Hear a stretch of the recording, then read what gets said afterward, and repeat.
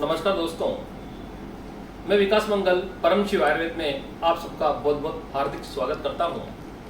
सर्वप्रथम तो आप सबको मैं नवरात्रों की बहुत बहुत हार्दिक शुभकामनाएं देना चाहता हूं कि नवरात्राएं आप सबके लिए मंगलमय हो और आप सबके जीवन में हर्ष और उल्लास को लेके आए।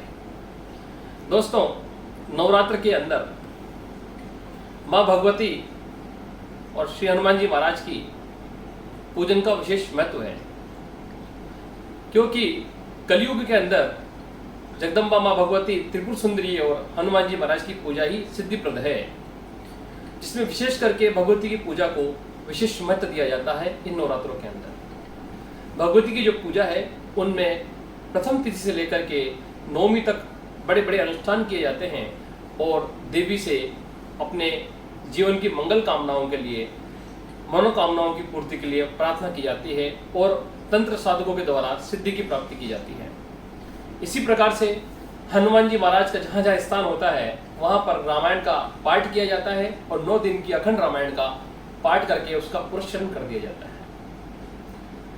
अब ये नवरात्रि जो हैं ये परिपूर्ण होने को आ चुके हैं। इसके बाद जो दशमी तिथि आएगी, जिसको हम दशहरा बोलते हैं, ये अपना विशेष महत्व रखता है। तंत्र के अंदर दशहरे को बहुत महत्वपूर्ण माना गया है। जिसे कुछ तिथियां होती है, दशहरा, होली, दिवाली, ग्रहण, ये बहुत मुख्य तिथियां होती हैं। दशहरे की रात्रि को कई प्रकार के मंत्रों को सिद्ध करके उनका पुरस्चरण किया जाता है। कई प्रकार के यंत्रों का निर्माण करके अपने जीवन में आर्थिक लाभ को प्राप्त किया जाता है। तो मैं आज आपको दशहरे के दिन हमको हमारे जीवन में सफलता प्राप्ति के लिए क्या प्रयोग करना चाहिए, हमारे जीवन के आर्थिक संकटों को दूर करने के लिए हमको क्या प्रयोग करना चाहिए, ये मैं आज आपको बताऊंगा।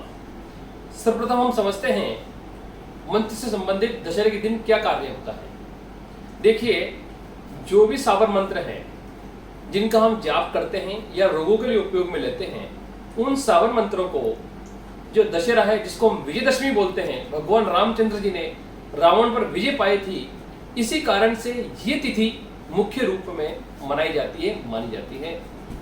उस दिन यदि हम सावर मंत्रों का उपयोग करते हैं तो भगवान शिव हम पर विशेष प्रसन्न होते हैं, क्योंकि भगवान राम भगवान शिव के सबसे प्रिय इष्ट देव हैं। जब हम मंत्रों का साधन करते हैं तो मंत्र हमको सिद्धि प्रदान करता है। अब हम बात करते हैं यंत्रों की। देखिए, लक्ष्मी प्राप्ति का लक्ष्य हर आदमी का रहता है। हर आदमी चाहता है कि उसके जीवन में आर्थिक भौतिक सुख उसको प्राप्त हो।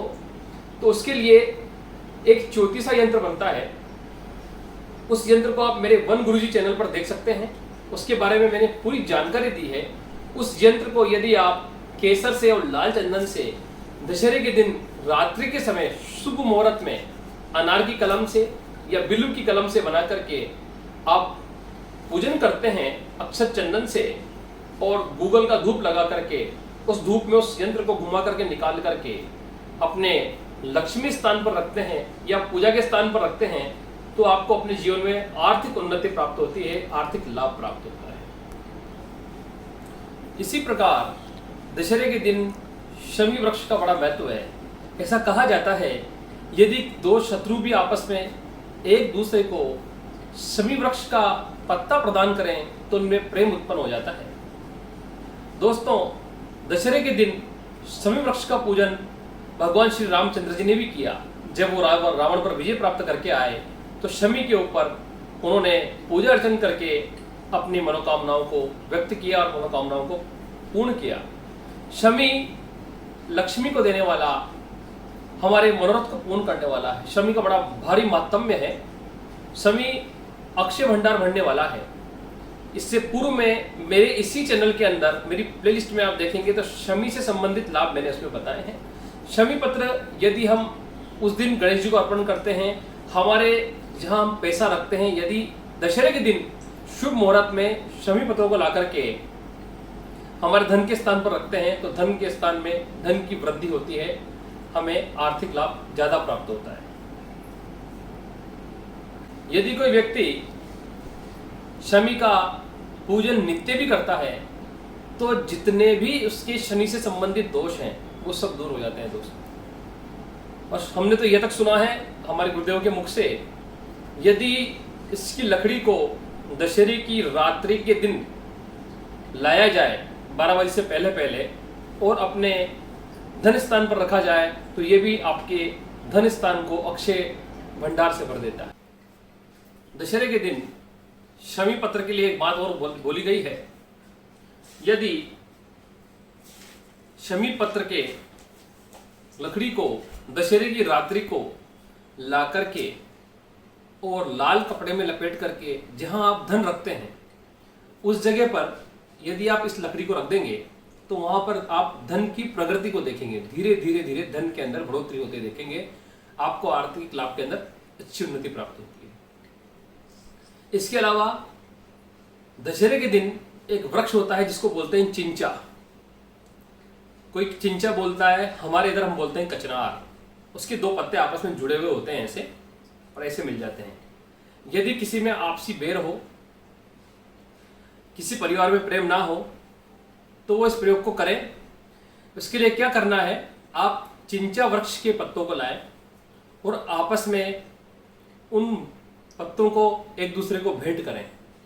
यदि आप भेंट करेंगे तो आप देखेंगे भगवान की कृपा से जो मनमुटाव है, जो परिवार के अंदर मनमुटाव होता है, वो धीरे धीरे समाप्त हो जाता है। दोस्तों, ऐसे ही दशहरे के दिन कहा गया है, नीलकंठ पक्षी का यदि दर्शन हो जाए तो साक्षात ईश्वर का दर्शन माना जाता है और हमारी समस्त मनोकामनाओं की पूर्ति दशहरे के दिन हो जाती है।